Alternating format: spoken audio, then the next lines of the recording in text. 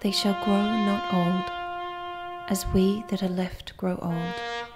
Age shall not weary them, nor the years condemn. At the going down of the sun, and in the morning, we will remember them.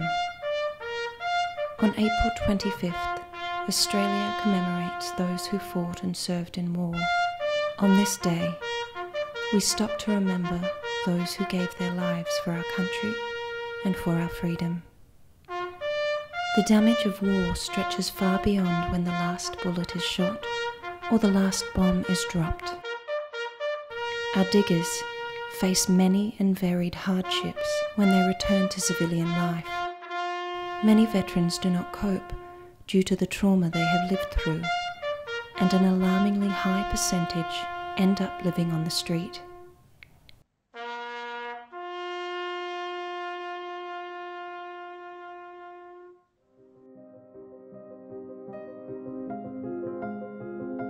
One in 200 Australians are homeless, which means every night over 100,000 people are looking for shelter. And 1 out of 10 homeless people aged 60 years and older are war veterans. These veterans are the forgotten, who don't receive the support they need.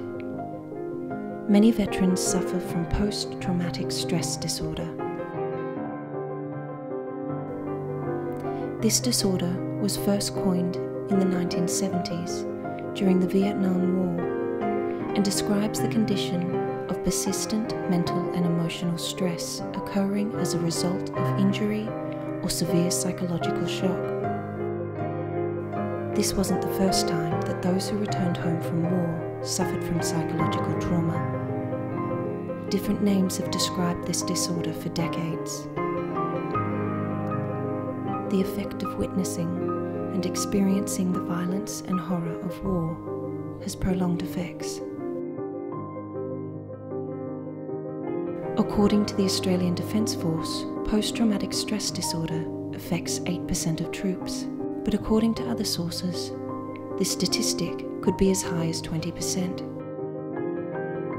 Since joining the Afghan War in 2001, there has been a 4-fold increase in post-traumatic stress disorder. Retired General John Cantwell predicted there was likely to be a great surge of mental anguish among Australian veterans. The dramatic effect of war on these soldiers can be seen through the fact that the suicide toll is 3 times the Australian combat losses in Afghanistan. With an increase of post-traumatic stress disorder patients, the health system has found it harder to cope.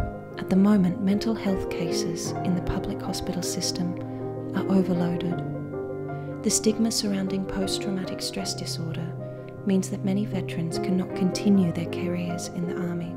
They find it difficult to find jobs back home, and the assimilation back into society can be an uphill battle. Many veterans can then also turn to drugs, alcohol, and violence to mask the mental struggles that occur on a daily basis, paving a path that leads to many veterans living on the streets.